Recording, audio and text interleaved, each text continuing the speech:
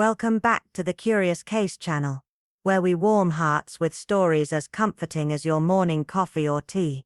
I'm your host, and today we are steeping ourselves in the world of Miss Marple. Now tell me, don't you just love how stories bring us together, no matter where we are in this big beautiful world? Before we begin, I'd love to know which corner of the world are you enjoying this story from. Let me know in the comments. I'm reading every single one. Let's get started. Chapter 1. The Reading of the Will. Miss Jane Marple sat in her garden on a particularly fine morning in May, secrets in hand as she carefully pruned her beloved roses. The gentle warmth of spring had coaxed her prized blooms into a spectacular display this year, and she hummed softly to herself as she worked. The tranquility of her garden, however, was soon to be interrupted. The sound of hurried footsteps on the garden path caused Miss Marple to look up just in time to see her dear friend Dolly Bantry bustling toward her, an expression of barely contained excitement on her face. "Jane. Oh, Jane. You'll never believe what's happened," Mrs. Bantry exclaimed, slightly out of breath. "The most extraordinary thing. It's all over the village." Miss Marple smiled fondly at her friend.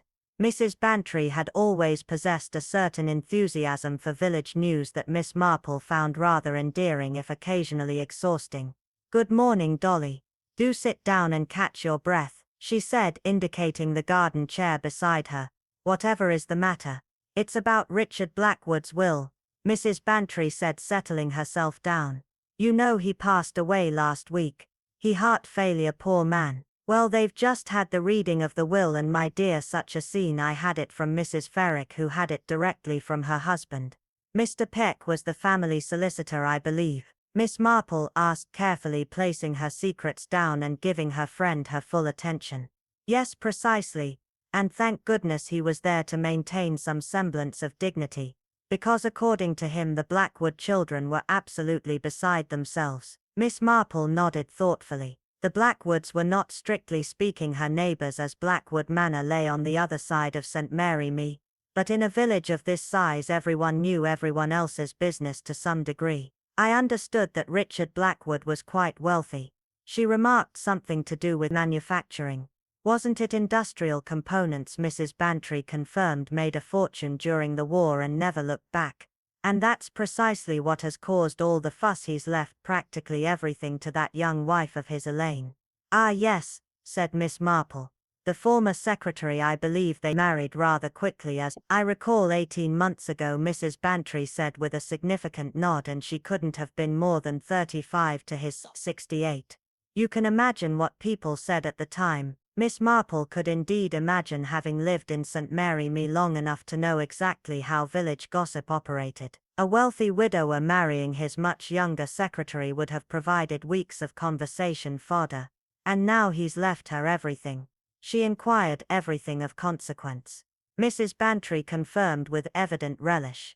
"The house, his controlling interest in the company, investments, art collection, the lot. The 3 children have been left with what Mr. Perrick described as modest annuities, quite insufficient for the lifestyle to which they've become accustomed, I'm sure." "And the children are?" Miss Marple prompted, trying to recall the Blackwood offspring whom she had seen only occasionally at church or village functions.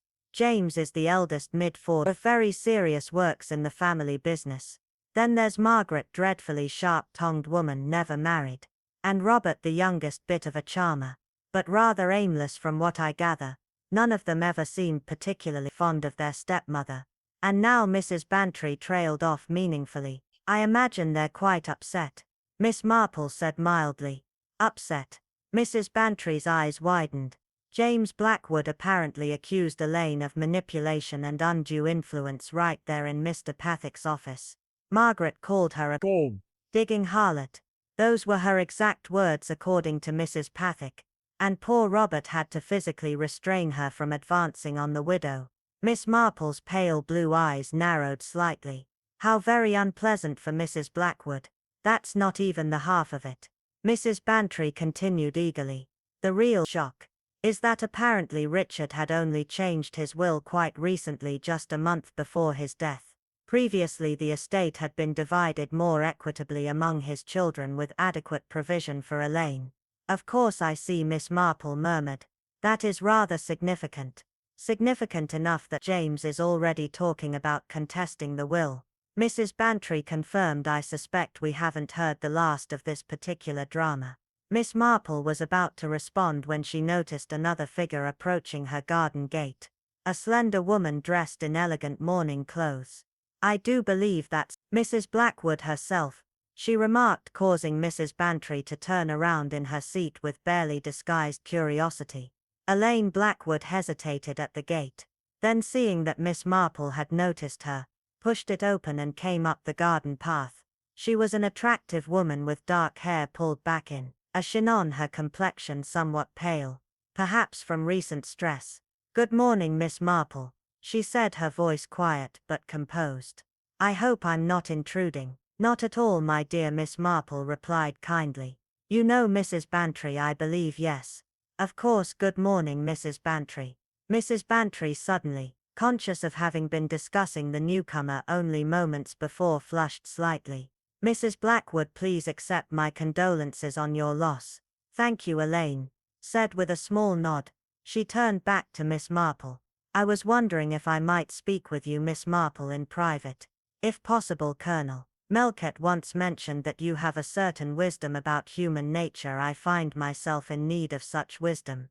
Mrs. Bantry, recognizing a dismissal when she heard one, rose to her feet. "I should be getting back. Arthur will be wondering where I've got to, Jane. I'll call on you tomorrow, shall I?" Mrs. Blackwood, again my sympathies. After Mrs. Bantry had departed, Miss Marple invited Elaine to sit and offered her some tea, which the younger woman accepted gratefully. "It's been a difficult morning," Elaine said once they were settled with steaming cups.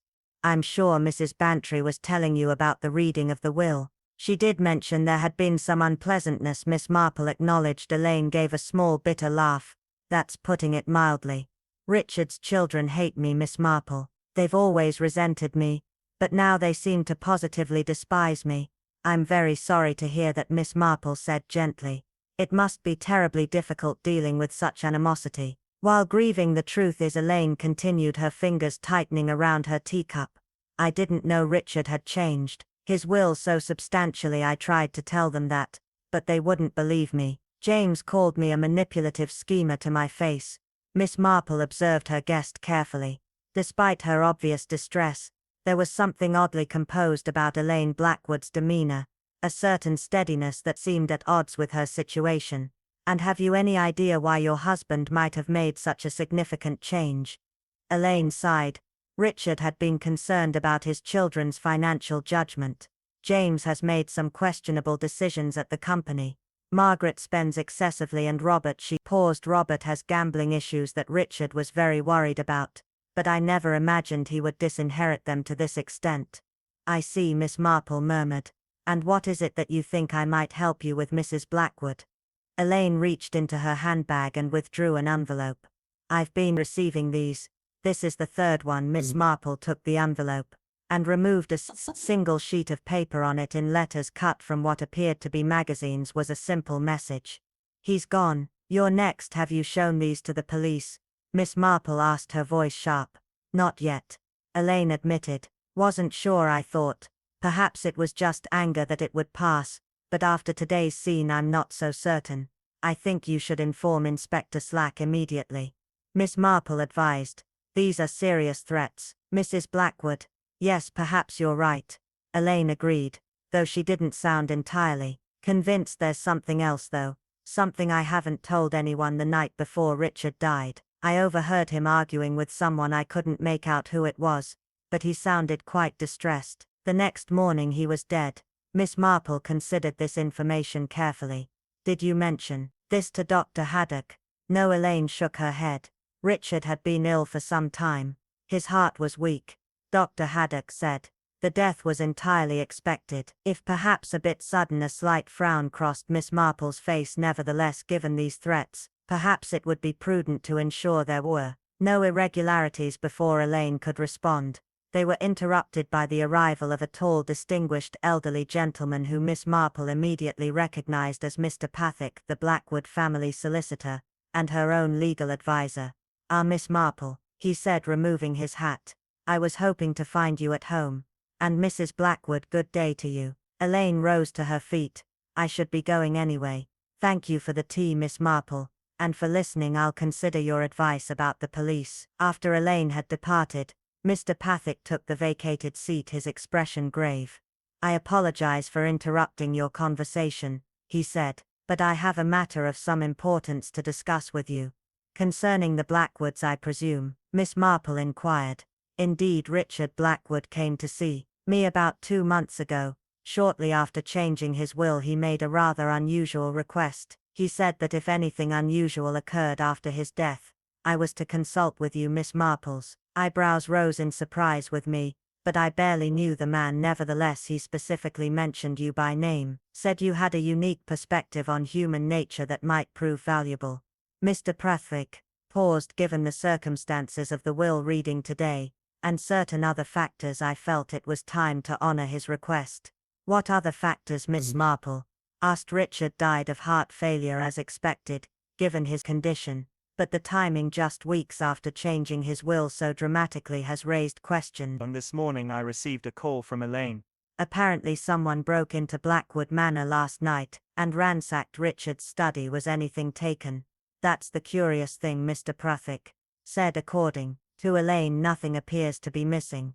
It's as if someone was searching for something specific, but didn't find it. Miss Marple set down her teacup, her eyes suddenly sharp and focused. Mr. Pathick, I think you'd better tell me everything you know about the Blackwood family and this new will. As the solicitor began to speak, Miss Marple gazed thoughtfully toward the garden gate, where Elaine Blackwood had disappeared. Despite the woman's apparent distress, Miss Marple couldn't help but feel that she hadn't been told the whole truth, and in her experience, where there were secrets there was often. Chapter 2.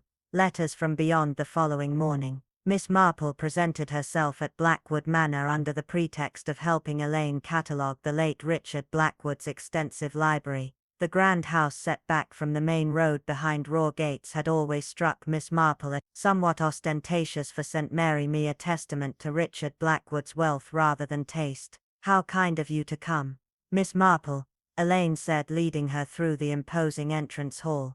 The library is rather overwhelming, and I confess I've been putting off the task. Miss Marple nodded sympathetically. I understand entirely, my dear. Facing a deceased loved one's possessions can be quite difficult. My late sister-in-law had the most extraordinary collection of first editions. It took me weeks to properly catalogue them after her passing. As they crossed the hall, Miss Marple caught sight of a tall, austere-looking man descending the main staircase. His face, with its sharp features and cold grey eyes, bore an unmistakable resemblance to a portrait of Richard Blackwood hanging above the fireplace, though lacking the warmer expression captured by the artist. "Ah, James." Elaine said, her voice noticeably cooling.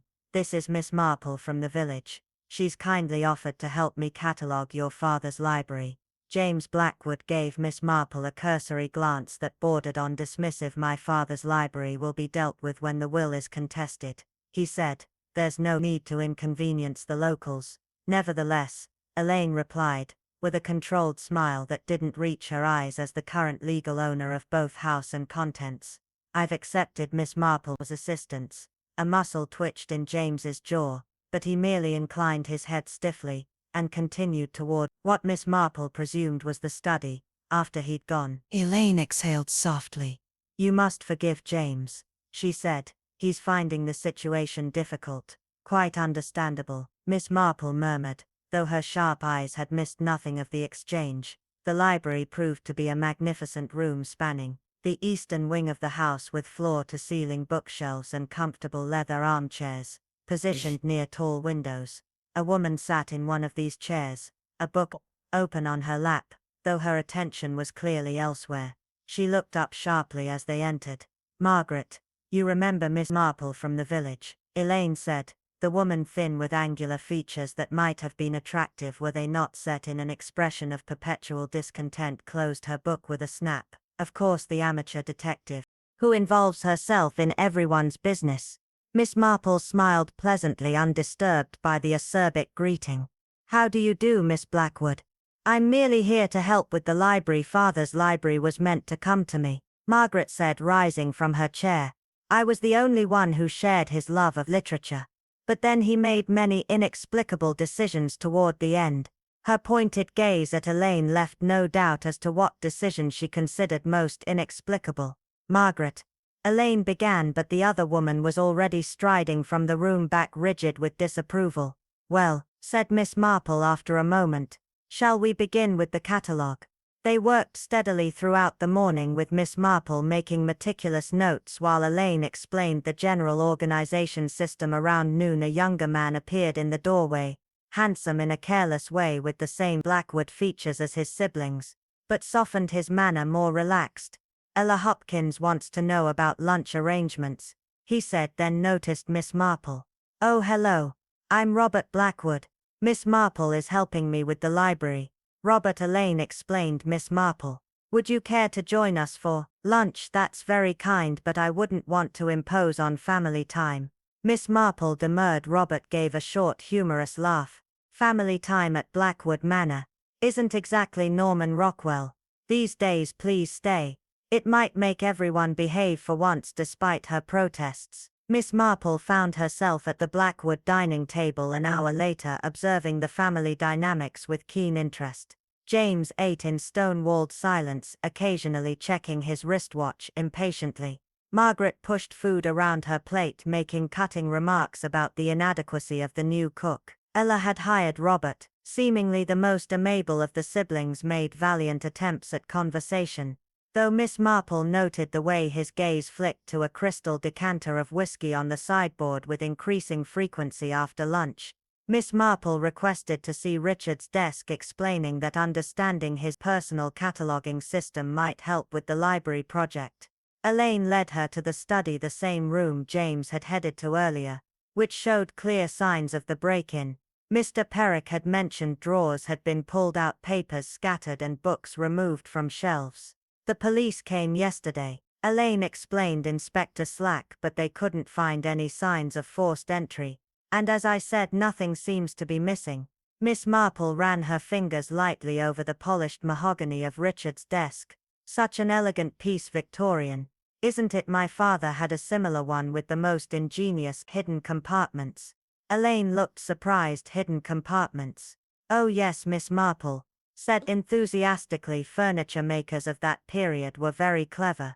There was often a secret drawer released by pressing a particular ornamental carving, or sometimes a false bottom in one of the regular drawers." She demonstrated on the desk, her fingers moving expertly across the woodwork until there was a barely audible click. A small panel slid open beneath one of the drawers, revealing a hidden compartment containing several sealed envelopes. Elaine gasped. "I had no idea. Richard never mentioned anything about hidden compartments or letters." Miss Marple carefully withdrew the envelopes. Each was addressed in Richard Blackwood's distinctive handwriting to a different recipient. Mr. Pick, Elaine, James, Margaret, Robert, and, to Miss Marple's considerable surprise, one to herself. Across each envelope was written, "The same instruction to be opened in the event of my death under suspicious circumstances." But Richard's death wasn't suspicious, Elaine said, her voice It was his heart. Dr. Haddock confirmed it. Nevertheless, he seems to have prepared for every eventuality. Miss Marple observed, studying envelopes. "I believe we should contact Mr. Pick immediately." Mr. Pathick arrived within the hour, his usually composed face showing signs of agitation when presented with the letters. "Most irregular." He muttered. "Most irregular. Indeed. Should we open them?" Elaine asked. The solicitor hesitated. "Strictly speaking, Richard's death has not been declared suspicious. However, given the break-in and the threats you've received, Mrs. Blackwood, perhaps prudence dictates we should examine at least the one addressed to me with careful precision." Mr. Pick slit open his envelope and extracted a single sheet of paper covered in Richard Blackwood's handwriting. As he read, his bushy eyebrows drew together in a deep frown. "My dear Pithick," he read aloud, "if you are reading this, then circumstances following my death have given cause for concern. I have reason to believe that someone might attempt to hasten my demise, though I cannot say for certain who or why. More troubling still is my growing suspicion that my first wife's death 15 years ago, officially ruled an accident, might in fact have been murder. I have entrusted certain information to various individuals, none of whom possess the complete picture. Only by bringing these pieces together can the whole truth be revealed. I trust you to handle this matter with your customary discretion. Yours sincerely, Richard Blackwood. A heavy silence fell over the room. Elaine had gone quite pale, while Mr. Pethick's hand trembled slightly as he refolded the letter. "This is most disturbing," the solicitor said at length. "Richard never expressed such concerns to me during our meetings regarding his will, nor to me," Elaine said, her voice barely above a whisper, "about his first wife Caroline. He only ever said it was a tragic accident, a fall down the stairs." I understood. Miss Marple, who had been quietly observing, now spoke up. "I think perhaps we should consult with Dr. Hock before opening any more letters. If there is any possibility that Mr. Blackwood's death was not entirely natural, a medical opinion would be valuable." Mr. Perrick nodded in agreement. "A sensible suggestion, Miss Marple. I shall telephone him immediately." Dr. Haddock arrived at Blackwood Manor later that afternoon, his weathered face grave as he listened to their account of the hidden letters, and Richard's suspicions. When they had finished, he sighed heavily. "I certified death due to cardiac failure, which, given Richard's medical history, seemed entirely plausible," he explained. "However, I will admit that I was somewhat surprised by the rapidity with which his condition deteriorated in his final hours. There was an intensity to his symptoms that, while not impossible with heart disease, was certainly unusual." "Could it have been hastened somehow?" Elaine asked hesitantly. The doctor frowned. "Several medications or substances could exacerbate an existing heart condition. Yes, without a post-mortem examination it would be impossible to say for certain." "Is such an examination still possible?" Mr. Pethick inquired. "Given the time elapsed since burial, it would be complicated, but not impossible," Dr. Haddock replied. "However, we would need substantial grounds to request an exhumation." The discussion was interrupted by the arrival of Inspector, a stout, methodical man known in St. Mary Me for his thoroughness, if not his tact. He carried a newspaper in an evidence bag. Mrs. Blackwood," he began without preamble, "your housekeeper found this in the Morning Post. Given your previous report about threatening letters, she thought it best to call us immediately." He displayed the newspaper, that day's edition, with Richard's death notice circled in red ink below it. In letters cut from magazines and pasted onto the page were the chilling words, "You're next. This is no longer a matter of family disagreement," Inspector Slack stated firmly. "This is now an active police investigation. And in light of these letters, suggesting Mr. Blackwood himself had concerns about his safety, I believe we have grounds to request a post-mortem examination." As the inspector began questioning Elaine about who might wish her harm, Miss Marple quietly slipped the envelope addressed to her into her handbag. Whatever message Richard Blackwood had intended for her, she sensed it would be best read in private later that evening. Alone in her cottage, Miss Marple carefully opened the envelope. Inside was a single sheet of paper containing just one sentence: "Trust no first impressions, especially not your own." Miss Marple's pale blue eyes narrowed in thought. Richard Blackwood, it seemed, had known she would become involved and had offered her a cryptic warning, but against what or whom she had yet to discover. Chapter 3. The Contested Signature. The morning brought a flurry of activity to Blackwood Manor. Inspector Slack had returned with several officers, who were now conducting a more thorough investigation of the premises. Miss Marple arrived shortly after breakfast, ostensibly to continue work on the library catalogue, but in reality quite determined to observe the appalling events she found Elaine in the morning room, looking pale, but composed as she answered Inspector Slack's questions for what appeared to be the second or third time. The inspector's patience was visibly wearing thin. "And you maintain that you had no knowledge of your husband's suspicions regarding his first wife's death?" he asked, his pencil poised over his notebook. "None whatsoever," Elaine replied firmly. "Richard rarely spoke of Caroline. I knew only that she had died in an accident." a fall down the main staircase, Inspector Slack made a non-committal noise. and these threatening letters began arriving when precisely the first came. 3 days after the funeral. Elaine said, I thought perhaps it was just someone being cruel. You know how people can be about age differences in marriages.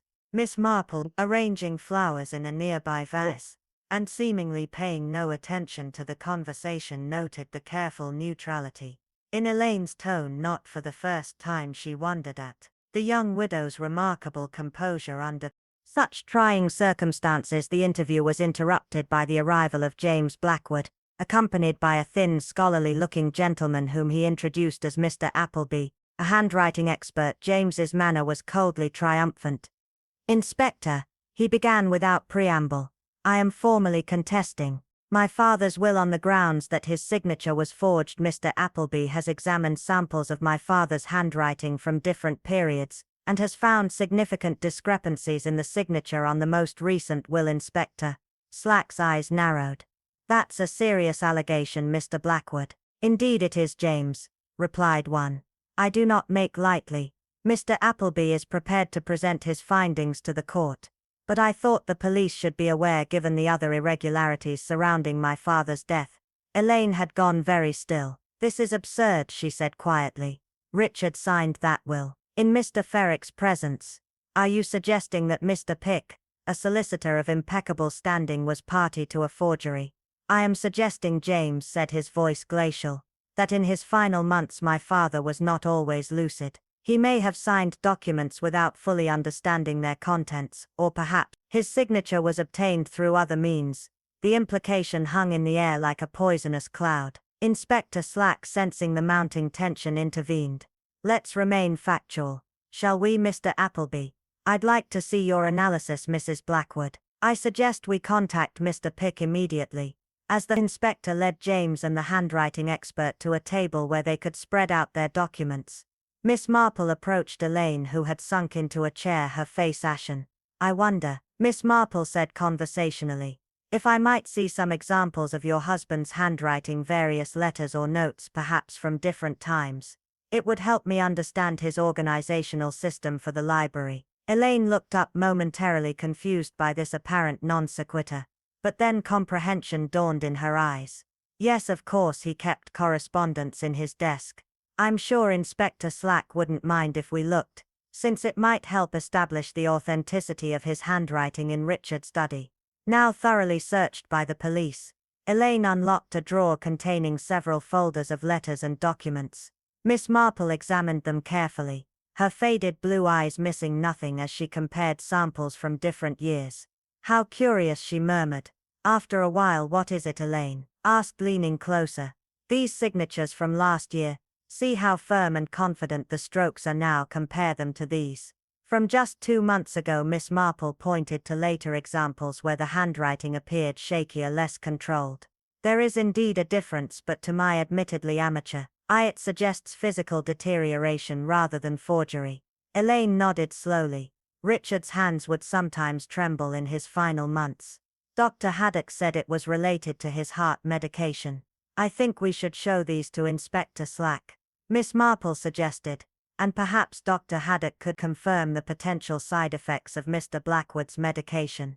They returned to the morning room with their findings, interrupting what had become a rather heated exchange between James and the now arrived Mr. Perrick, who looked deeply offended at the implied suggestion of professional impropriety. Witnessed Richard Blackwood sign that will with my own eyes, the solicitor was saying, his usual measured tone giving way to indignation. 2 of my clerks also witnessed the signature. The suggestion that any of us would participate in a forgery is outrageous. Inspector Slack accepted the additional handwriting samples from Miss Marple with a grunt that might have been gratitude as he and Mr. Appleby bent over them. Miss Marple quietly withdrew from the center of activity, her attention caught by Margaret Blackwood, who stood slightly apart watching the proceedings with an unreadable expression. Such an unpleasant business, Miss Marple remarked, moving to stand beside her. Margaret's mouth twisted into a bitter smile. Family disputes often are, Miss Marple, especially when there are millions of pounds at stake. Your father must have had his reasons for changing his will so dramatically. Miss Marple ventured.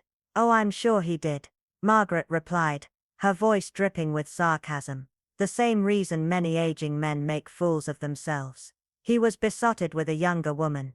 Miss Marple made a small noise of sympathy. It must have been difficult watching your father remarry. Difficult, Margaret gave a short, harsh laugh. It was humiliating after mother died. I gave up everything to run this household. 15 years of my life devoted to father. And this house. Then Elaine appears, and suddenly I'm surplus to requirements. I understand you were very close to your mother, Miss Marple said gently.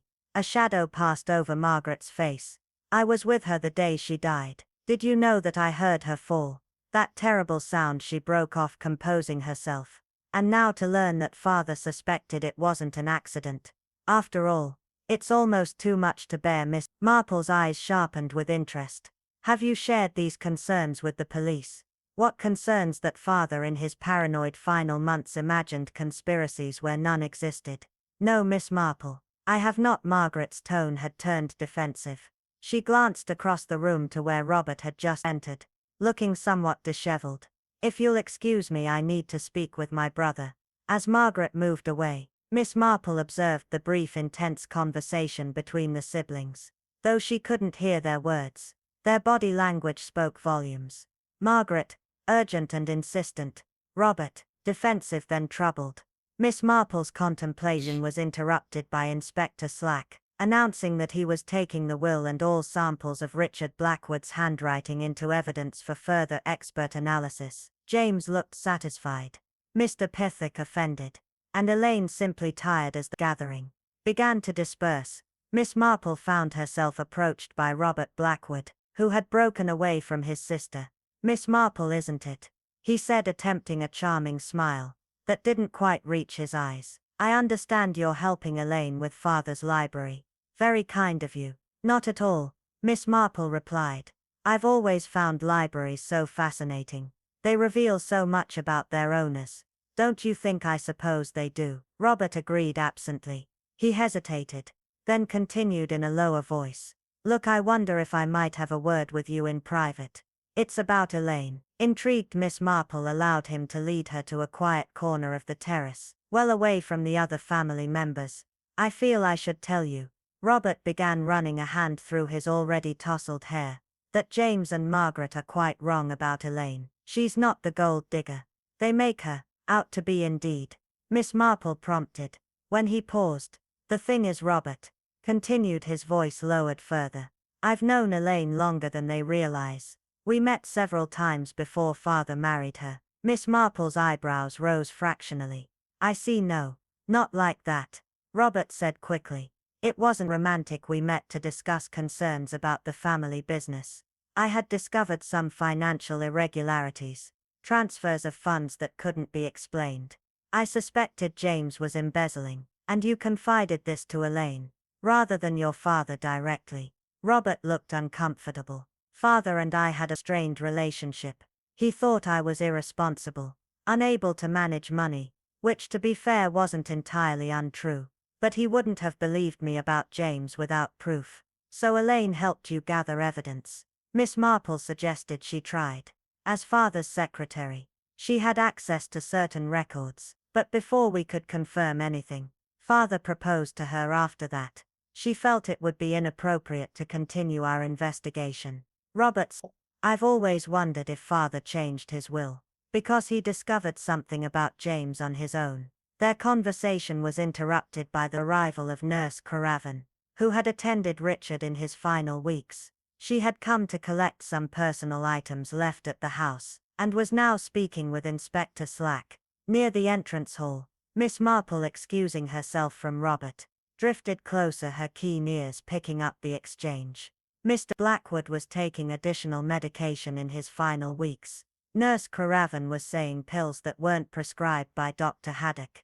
When I asked about them, he said one of his children had provided them to help him sleep. Did he specify which child? Inspector Slack asked sharply. The nurse shook her head. No, just that they were a family remedy of some sort. I was concerned and mentioned it to Dr. Haddock, but Mr. Blackwood was quite insistent. And did these pills appear to help him sleep? Not particularly, the nurse replied. In fact, his condition seemed to worsen after he began taking them, but he was adamant about continuing. Miss Marple, processing this new information, was startled by a sudden commotion from the direction of Richard's study. James' voice, raised in anger, carried clearly through the hall. "What do you mean, selling his controlling interest?"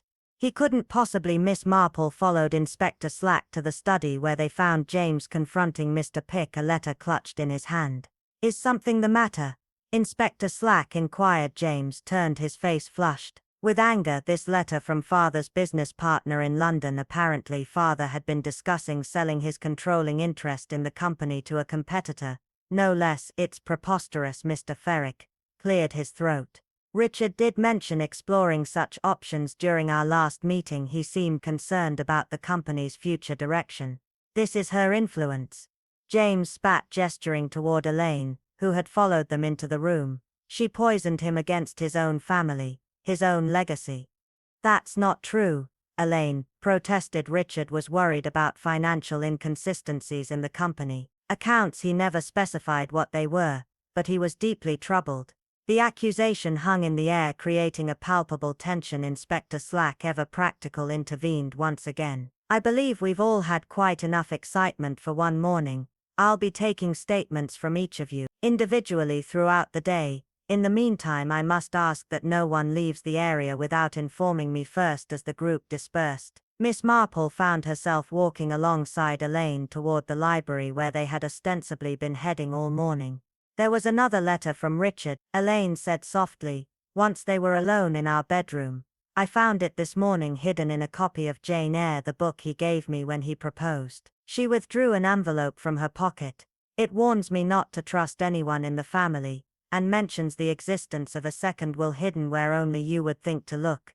But I have no idea what that means." Before Miss Marple could respond, a tremendous crash echoed from outside, followed by the sound of breaking glass and a scream. They rushed to the window in time to see Elaine's silver sports car, which had been parked on the sloping driveway, smashed against a stone wall. Hopkins, the elderly gardener, was pointing frantically beneath the vehicle, the brake lines. He was shouting to Inspector Slack, who had reached the scene first. "They've been cut clean through. If the missus had been driving down that hill." Miss Marple turned to Elaine, whose face had drained of all color as the implication became clear.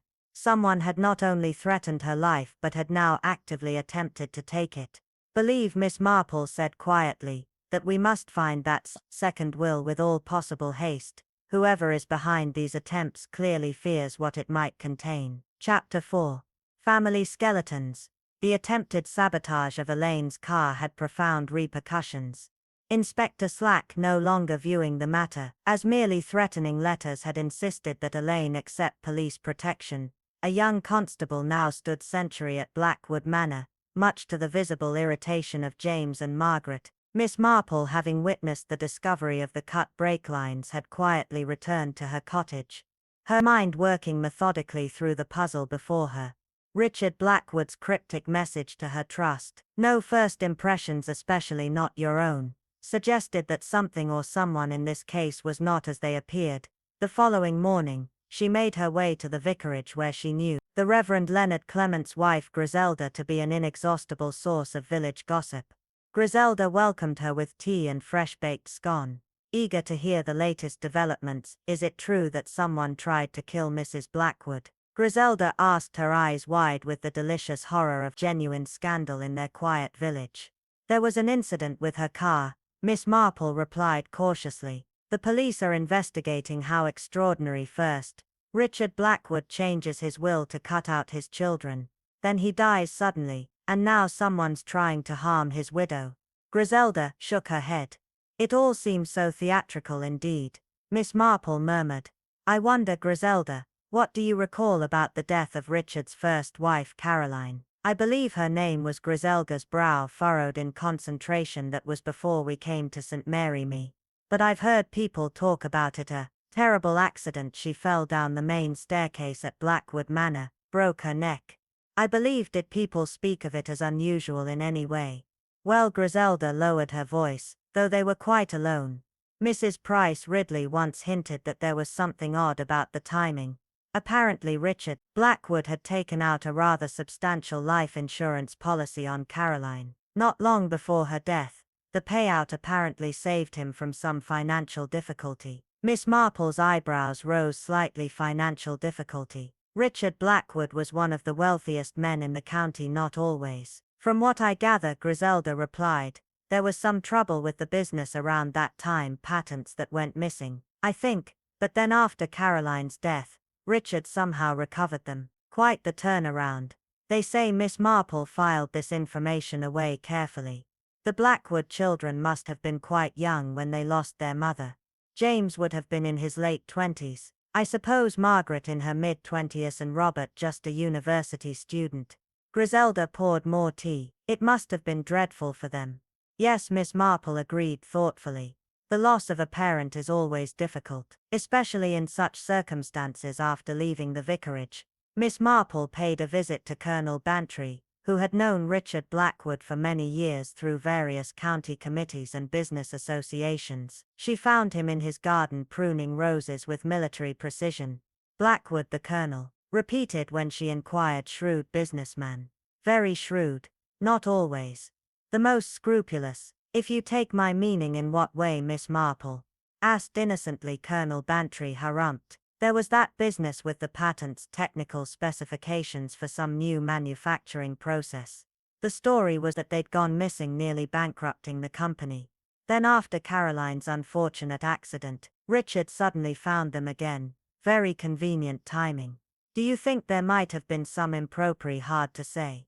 The colonel admitted the rival company that had miraculously developed the same technology suddenly withdrew their product. Rumor had it that Richard had something on their chief engineer. Blackmail. Perhaps, but it was all hushed up, and the family business after that flourished. Absolutely flourished.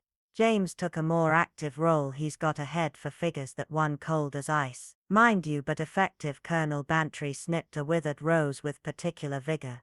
Always seemed to be tension between him and his father, though professional rivalry perhaps. Miss Marple thanked the colonel for his insights, and made her way to the village shop. There, while ostensibly selecting knitting wool, she engaged Mrs. Blade, the owner, in conversation about old photographs of village events. I don't suppose you have any pictures from the Blackwood garden party, the one held about 5 years ago for the hospital fund. Mrs. Blade did indeed have such photographs, and soon she and Miss Marple were poring over them. One showed the Blackwood family arranged formally on the terrace. Richard standing tall and imposing, James slightly apart, his expression reserved, Margaret seated rigidly beside her father, and Robert slouched casually against a pillar, his smile not quite reaching his eyes. They never did look a happy family, did they? Mrs. Blade observed. Not since Mrs. Blackwood, the first Mrs. Blackwood I mean, passed away. Miss Marple studied the photograph carefully. No, they don't appear particularly content. Her next stop was the Blackwood factory, a sprawling complex on the outskirts of the Dulcas. Presenting herself at reception, she asked to see Robert Blackwood, having ascertained from village gossip that he maintained a nominal position in the company's public relations department. Robert received her in a modestly appointed office that showed little evidence of regular use. He seemed surprised by her visit, but welcomed her cordially enough. Miss Marple, this is unexpected. How can I help you? I was hoping you might clarify something for me, she said, settling into the visitor's chair. You mentioned meeting with Elaine before your father's marriage to discuss potential financial irregularities in the company. I wonder if you might elaborate on that. Robert's expression grew guarded. I'm not sure this is the appropriate place. I understand your reluctance, Miss Marple interrupted gently, but given recent events, the threats to Elaine, the tampering with her car, I believe it's important to understand all the underlying tensions in your family. Robert sighed, running a hand through his hair. Very well. About 2 years ago I noticed discrepancies in some of the company's financial reports, large sums being transferred to offshore accounts then returned as investment income. It seemed suspicious, and you believed James was responsible. Who else? He oversees all the financial operations. Father trusted him implicitly with that side of the business. Robert's mouth twisted bitterly. James has always been the responsible one. While I'm the family disappointment, so you approached Elaine, who was then your father's secretary. Robert nodded. She had access to documents I couldn't get to. She agreed to help me investigate. But then father proposed to her and everything changed. She said it would be inappropriate to continue given her new relationship with father. Did you ever find proof of James's involvement? No, but the suspicious transfers stopped around the time Elaine became engaged to father. I always wondered if James realized we were onto him. Miss Marple considered this thoughtfully. And your father never knew about your suspicions? I tried to tell him once, but he dismissed it out of hand. Said I was trying to undermine James out of jealousy. Robert's expression darkened. Father and I never did see eye to eye. Thanking Robert for his candor, Miss Marple departed her next destination, the small cottage on the edge of the village where Mr. Puttick's clerk lived. Under the pretext of discussing a minor matter related to her own will, she gently steered the conversation toward the preparation of Richard Blackwood's final testament. Most unusual circumstances, the clerk admitted after ascertaining that the matter was now part of a police investigation. Mr. Blackwood insisted on absolute privacy. Brought the text already prepared. He did. Mr. Puttick just had to formalize it legally. And the signing was that all in order? Oh yes, quite proper. Mr. Blackwood signed in the presence of myself and another clerk. As witnesses, his hand was a bit shaky, but he was quite emphatic about the contents. This aligned with Miss Marple's own observations about Richard's declining physical health as she made her way back toward the village. She decided on an impromptu visit to a small house on the far side of St. Mary Me, the residence of Miss Hartnell, Caroline Blackwood's elder sister. Miss Hartnell was a thin, angular woman with piercing eyes that had lost none of their sharpness. Despite her advanced age, she received Miss Marple with cautious politeness. I rarely speak of Caroline's death, she said when Miss Marple broached the subject. It was a dark time. I understand, Miss Marple said sympathetically. But there are concerns now that there might have been more to her accident than was apparent at the time. Miss Hartnell's mouth tightened. I always had my doubts. Caroline was not a careless woman. She would never have fallen down those stairs by accident. And there was something troubling her in the weeks before her death. Troubling her, she wrote to me. Miss Hartnell rose and removed a small wooden box from a desk drawer. From it, she extracted several yellowed envelopes. She had discovered something about the Blackwood business. Financial irregularities, she called them. She was going to confront Richard. Miss Marple accepted the letters Miss Hartnell offered her. In them, Caroline detailed her growing suspicion that Richard was engaged in some form of industrial espionage or fraud.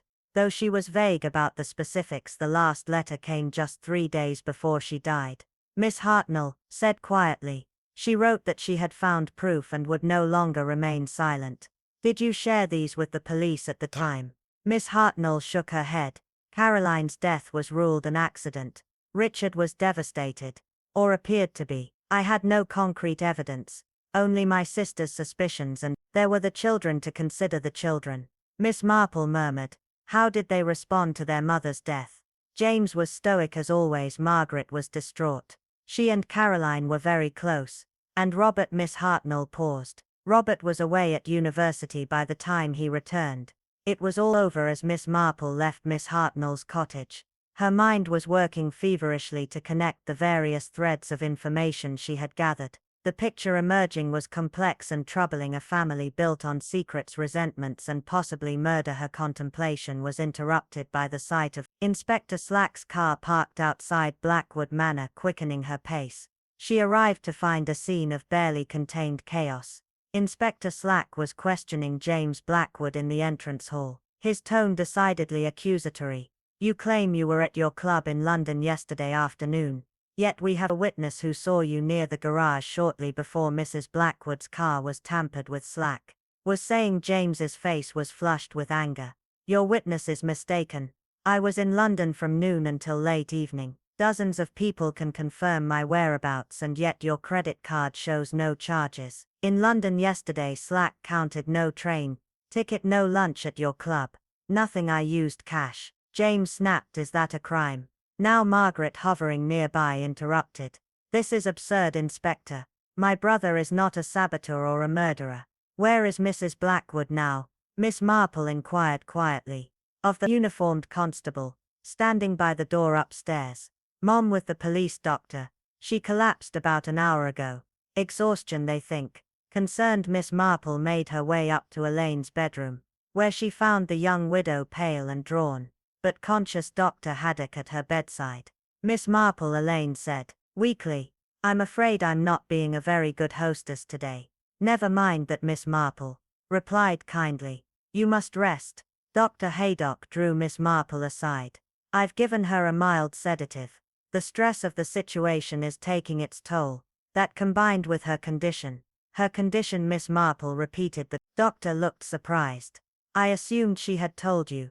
Mrs. Blackwood is expecting a child about 3 months along now. Miss Marple concealed her astonishment. This new information changed everything. An heir to the Blackwood fortune. One who would supersede the claims of Richard's adult children, regardless of which will prevailed. As she descended the stairs deep in thought, she nearly collided with Inspector Slack, who was now examining James's alibi more thoroughly. I don't suppose, Miss Marple ventured, that you've had the results of the toxicology tests on Mr. Blackwood's medication. Inspector Slack looked at her sharply. As a matter of fact, we have. There were traces of a compound that would have exacerbated his heart condition over time. Not enough to kill him outright, but sufficient to accelerate his decline considerably. The pieces were beginning to fall into place in Miss Marple's mind. She was about to respond when a commotion from the direction of the library drew their attention. Margaret's voice, shrill with distress, called out, "Someone help, it's Robert. I think he's dying." They rushed to the library to find Robert Blackwood collapsed on the floor, his breathing shallow, a half-empty glass of whiskey beside him. Dr. Haddock, summoned from upstairs, quickly examined him. He's been poisoned, the doctor declared grimly.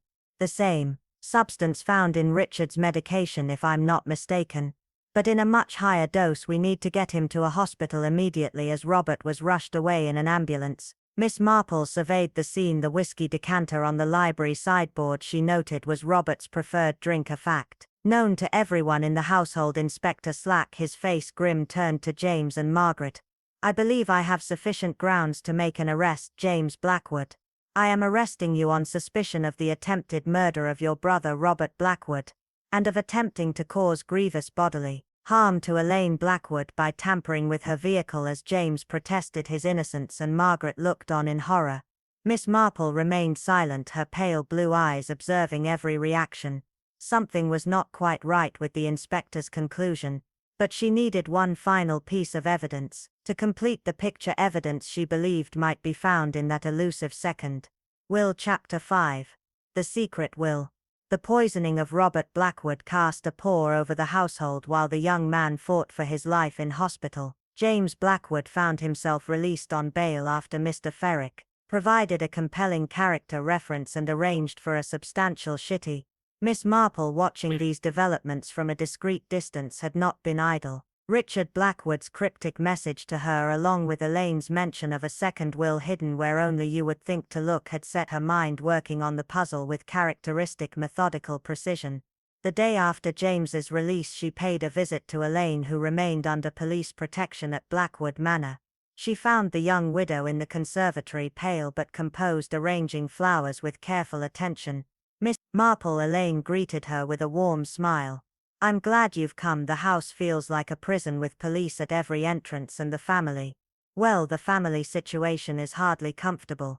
I can imagine, Miss Marple replied sympathetically. Margaret remains here, I understand. Yes, Elaine sighed. She barely speaks to me, but she refuses to leave. She insists on staying for Robert's sake while he's in hospital. And how is Robert progressing? Improving. Thank goodness. The doctors believe he'll make a full recovery, though it may take time. Elaine's hands trembled slightly as she positioned a stem of FCA in the arrangement. I still can't believe James would try to poison his own brother. Miss Marple observed her carefully. The evidence does seem compelling, but I wonder if we might be missing something important. What do you mean? I've been thinking about Richard's letter to you about the second will, hidden somewhere only you would think to look. Miss Marple paused. It occurs to me that the most obvious place would be among his personal effects, items of sentimental value perhaps. Elaine looked thoughtful. There's his watch collection in the safe, his favorite books in the study, the jade figurines he collected on his travels. She trailed off, then suddenly brightened. Wait, there's also our memory box. Richard kept mementos from our courtship and early marriage. It's quite private, which is why I hadn't thought to search it before now. The memory box proved to be an elegant lacquered chest hidden at the back of Elaine's wardrobe. Inside were theater tickets, dried flowers, handwritten notes and photographs. The tender accumulation of a relationship surprisingly romantic despite the age difference between husband and wife. Nestled among these keepsakes was a sealed envelope marked simply for Elaine when needed. With trembling fingers, Elaine broke the seal and withdrew several sheets of paper written in Richard's increasingly unsteady hand along with a small key. "It's a letter," she said, scanning the pages explaining his suspicions and fears and instructions to retrieve something from a safe deposit box at his London bank. She looked up, her eyes wide.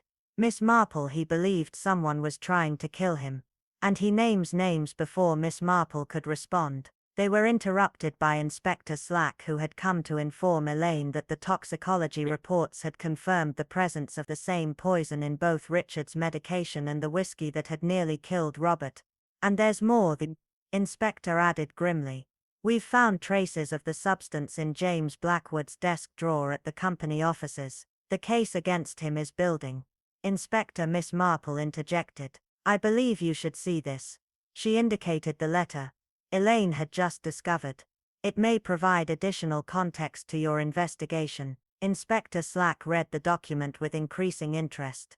"This is significant," he admitted. "Mrs. Blackwood, I'll need to take this as evidence, and we should retrieve whatever is in that safe deposit box immediately." Arrangements were made for Elaine to travel the following day, accompanied by both Inspector Slack and Miss Marple as they departed from Blackwood Manor. Miss Marple noticed Margaret watching them from an upper window, her expression unreadable. The journey to London was completed in relative silence, each passenger absorbed in their own thoughts. At the bank, Elaine presented the key and her identification, and they were escorted to a private room where the safe deposit box was brought to them. Inside was a slim leather portfolio containing several documents, handwritten notes by Richard detailing his suspicions, financial records showing irregularities in the company accounts, and most significantly a sealed legal envelope bearing Mr. Pickwick's firm's name, and the words "Last Will and Testament of Richard Edward Blackwood." The date marked on it was just 1 week before Richard's death. "Shall we?" Inspector Slack asked, looking at the sealed will. "I believe we should have Mr. Pick present for the opening," Miss Marple suggested. "Given the legal implications, it would be most proper." Upon their return to St. Mary, Mr. Ferrick was summoned to Blackwood Manor. The elderly solicitor arrived promptly, his curiosity evident beneath his professional demeanor in the formal setting of Richard's study, with Inspector Elaine, Miss Marple, and at her own insistence Margaret in attendance. Mr. Pathick carefully broke the seal on the envelope. "This appears to be in order," he said after examining the document properly signed and witnessed. "It is indeed Richard Blackwood's final will and testament, superseding all previous versions and the provisions." Elaine asked quietly. Mr. Pathick adjusted his spectacles. "Quite different from the will currently being contested. This one establishes a trust comprising the majority of Richard's assets. The trust is to be administered by Elaine as the primary trustee, with specific instructions regarding charitable distributions. And this is most unusual: restitution payments to several companies and individuals. Restitution payments." Inspector Slack looked, "But Mr. Perrick confirmed. According to the accompanying letter of instruction, Richard wished to make amends for certain improprieties in his business dealings over the years. The individuals and companies listed were apparently harmed in some way by Richard's actions." Margaret made a small distressed sound. "Father was admitting to fraud publicly. It would destroy the family name, the company, everything. The provisions are carefully structured to minimize public scandal, while ensuring proper compensation," Mr. Pathick clarified. "However, yes, there would be significant financial consequences, particularly for the company." Inspector Slack's eyes narrowed thoughtfully. "This gives James Blackwood an even stronger motive for wanting his father silenced before this will could be executed, and who inherits the remainder of the estate? Miss Marple inquired. Elaine receives the house and a modest income. Mr. Pathak read the children. Each receives similar provisions. There's a substantial sum set aside for any future children born to Elaine within 1 year of Richard's death. All eyes turned to Elaine, who placed a protective hand over her abdomen. Richard knew, she said softly. I told him just days before he died. Margaret's face had gone white. You're carrying my father's child, a new heir. Yes, Elaine confirmed. I'm about 3 months. Along the implications hung heavy in the air. A new Blackwood heir would further complicate the already contentious inheritance situation, potentially displacing the 3 adult children, regardless of which will ultimately prevailed. As they digested this revelation, Miss Marple's attention was drawn to an additional document that had fallen from the portfolio, a personal letter from Richard to Elaine. Separate from the legal instructions, she handed it to the young widow, who read it with increasing emotion. He knew, Elaine whispered, tears forming in her eyes. He knew someone was trying to harm him. He suspected James had discovered something about his past business dealings, something so damaging that he would go to any lengths to prevent it becoming public. What past dealings? Inspector Slack pressed. Elaine looked up, her expression troubled. Richard doesn't specify exactly. He mentions only that the truth about Caroline's death was somehow connected. Caroline, the first Mrs. Blackwood.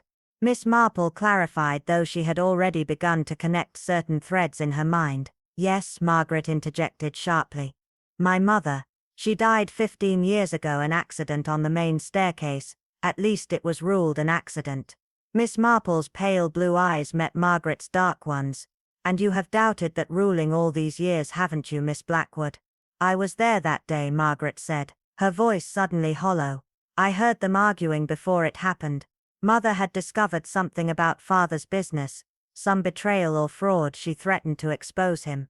The pieces were falling into place for Miss Marple now, and then she fell. She said gently, or was pushed. I never saw the actual incident, Margaret admitted. I only heard the argument then. The terrible sound of her falling. Father called for help, claimed she had tripped. Everyone believed him. He was Richard Blackwood, after all, respected, trusted. But you suspected the truth, Miss Marple pressed. I could never prove anything, Margaret replied, years of suppressed anger finally surfacing, and then life simply continued. Father buried himself in work. James took on more responsibility at the company. Robert was away at university. And she gestured vaguely, I remained at home, keeper of a terrible suspicion I could neither confirm nor dismiss. Until recently. Miss Marple suggested something changed, didn't it, Ayla? Margaret said simply. When father married her, he began to change. He spoke sometimes of regrets, of making amends. I feared he might actually confess the truth about mother. Inspector Slack, who had been following this exchange with growing interest, interjected. Miss Blackwood, are you suggesting that your father was responsible for your mother's death, and that this knowledge might have motivated your brother James to take action? I'm not suggesting anything, Margaret replied stiffly. I am merely relating facts as I recall them. The atmosphere in the study had grown increasingly tense. Mr. Frick cleared his throat awkwardly. Perhaps we should adjourn for the day. There is much to process and legal matters to be set in motion regarding this newly discovered will. As the gathering dispersed, Miss Marple noticed a curious exchange of glances between Margaret and Elaine, not hostile as might be expected, given their relationship, but something more complex, almost like recognition or perhaps a shared understanding. Inspector Slack departed with the documents as evidence, promising to continue his investigation with this new information in mind. Mr. Pathak left to begin the necessary legal proceedings. Margaret retreated to her room without another word. Left alone with Elaine, Miss Marple accepted the offer of tea in the conservatory once again. As they sat surrounded by Richard Blackwood's prized orchids, Miss Marple finally voiced the question that had been forming in her mind. My dear, she said gently, I wonder if you might tell me how you and Richard first met, the true story, if you don't mind. Elaine looked startled, then resigned. You've guessed, haven't you? I didn't apply for the secretarial position by chance. I sought out Richard Blackwood deliberately because Miss Marple prompted because 15 years ago my father's company was ruined by industrial espionage patents, stolen processes replicated by a competitor. That competitor was Richard Blackwood. Elaine's voice had grown cold. My father never recovered. He took his own life a year later. So you came seeking what revenge? Justice, evidence, Elaine replied. I wanted proof of what Richard had done, proof that would stand up in court. I changed my name, created a new identity, and worked my way into his confidence, but something changed. Miss Marple observed. Elaine's expression softened slightly. Richard wasn't the monster I had imagined. He was complex, flawed, and genuinely remorseful for his past actions, though he never specifically mentioned my father when he proposed. I accepted partly to gain deeper access to his personal records, but also because I had begun to see him as a human being. And now, Miss Marple asked, with these revelations about his first wife's death? Elaine placed her hand protectively over her abdomen once more. Now I don't know what to believe, but I know I want justice for my father, for Caroline, for Richard himself if he was indeed murdered, and I want my child to inherit a legacy, cleansed of its darkest secrets. As Miss Marple left Blackwood Manor that evening, she pondered the intricate web of deception, revenge, and possibly redemption she had uncovered. Richard Blackwood's cryptic warning made more sense now. Trust no first impressions. Indeed, no one in this complex drama was quite what they had initially appeared to be. And yet the central question remained unanswered.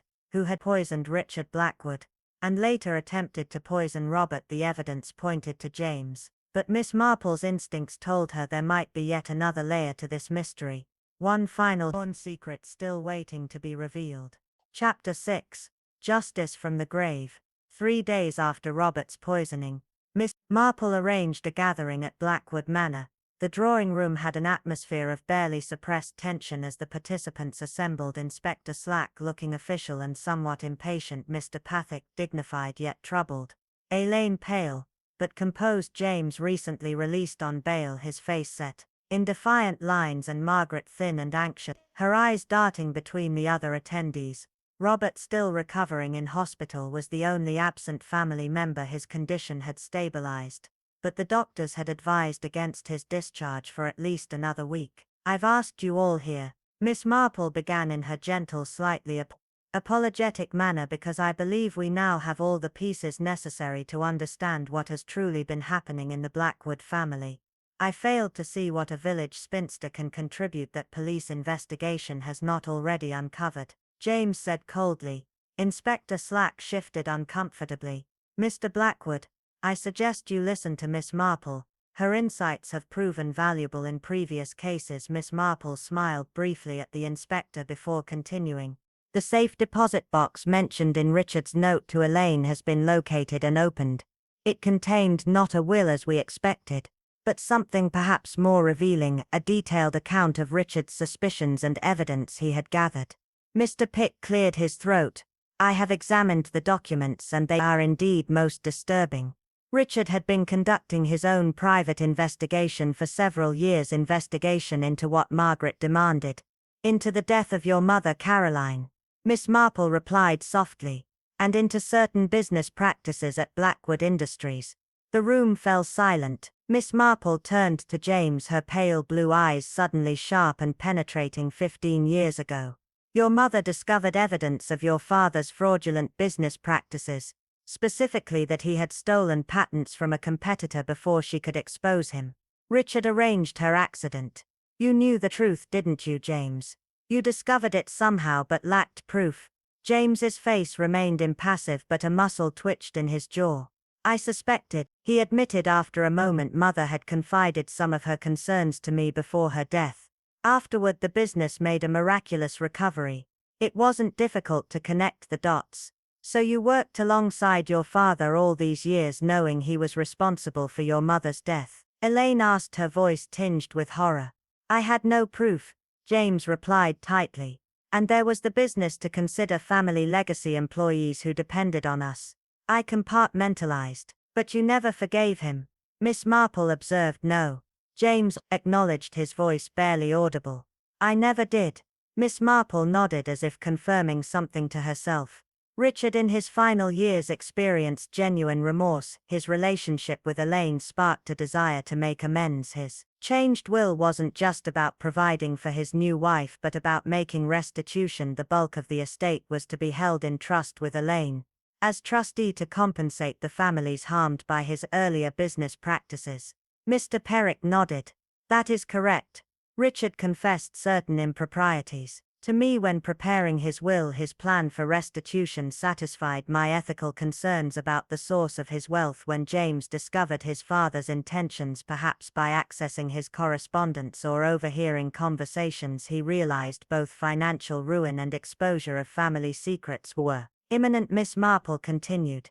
He began slowly poisoning Richard using medication that mimicked natural heart failure progression. This is absurd, James protested. You have no proof of any such thing. On the contrary, Inspector Slack interjected. The toxicology report confirmed the presence of the compound in both Richard's medication and the whiskey that poisoned Robert. Furthermore, we found traces of the same substance in your desk drawer at the company offices. And Robert, Elaine asked softly. Why poison him? Because Robert had independently discovered the truth about Caroline's death, Miss Marple explained. Not from James but from Richard himself. In his remorse, Richard had confided in his youngest son, perhaps seeking some form of absolution. Robert confronted James about it, threatening exposure. It was meant to look like suicide, Inspector Slack added grimly. A tragic end to the troubled youngest. Blackwood despondent over family discord. Margaret, who had been silent throughout these revelations, Suddenly spoke. I knew, she said, her voice barely above a whisper. I knew James was poisoning Or the suspected. At least the pills. They were James's idea. A natural remedy to help father sleep. She looked up, her eyes filled with unshed tears. I remained silent out of family loyalty. And then when Robert was poisoned, I couldn't bear it anymore. It was Margaret who called us Anonymously about Robert's poisoning. Inspector Slack confirmed, and who provided the decisive evidence about James's involvement. James turned to his sister, his expression one of cold betrayal. After everything I've done to protect this family's legacy, you became what you hated. Margaret replied simply. You became father. Inspector Slack stepped forward. James Blackwood, I am arresting you for the murder of Richard Blackwood and the attempted murder of Robert Blackwood. You do not have to say anything, but it may harm your defense if you do not mention when questioned, Which you later rely on in court. As Slack led James away, Elaine turned to Miss Marple. How did you know about the trust about Richard? Remorse. It was the only explanation that made sense of all the facts, Miss Marple replied. Richard's cryptic warning to me, trust no. The first impressions suggested he wasn't the villainous character. He appeared to be, at least not at the end, and the fact that he left his fortune in trust rather than to you outright indicated a purpose beyond mere provision for a beloved wife. Mr. Pathick nodded. Richard's true wishes will now be honored. Elaine will oversee the restitution trust, and Robert, once recovered, will manage the legitimate aspects of the business. The victims of Richard's earlier fraud will receive compensation, and the child, Elaine said softly, her hand resting protectively on her abdomen, will inherit a legacy, cleansed of its darkest secrets later. As Miss Marple returned to her cottage, she reflected on the case. Justice had worked through unexpected channels. Richard, a guilty man, had in his final act sought redemption, setting in motion the events that would ultimately expose not only his own crimes, but also those committed in response to them. The inheritance that truly mattered was not money, but truth, a bequest that, though painful, had finally freed the living from the shadows of the past. As she settled into her armchair with her knitting, Miss Marple thought how often in her experience the dead reached out to influence the living for good or ill.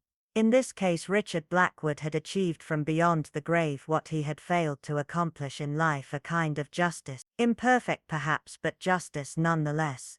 The gentle clicking of her knitting needles filled the quiet cottage as darkness fell over. Sir Mary me, the case of the widow's inheritance now closed, its secrets laid finally to rest.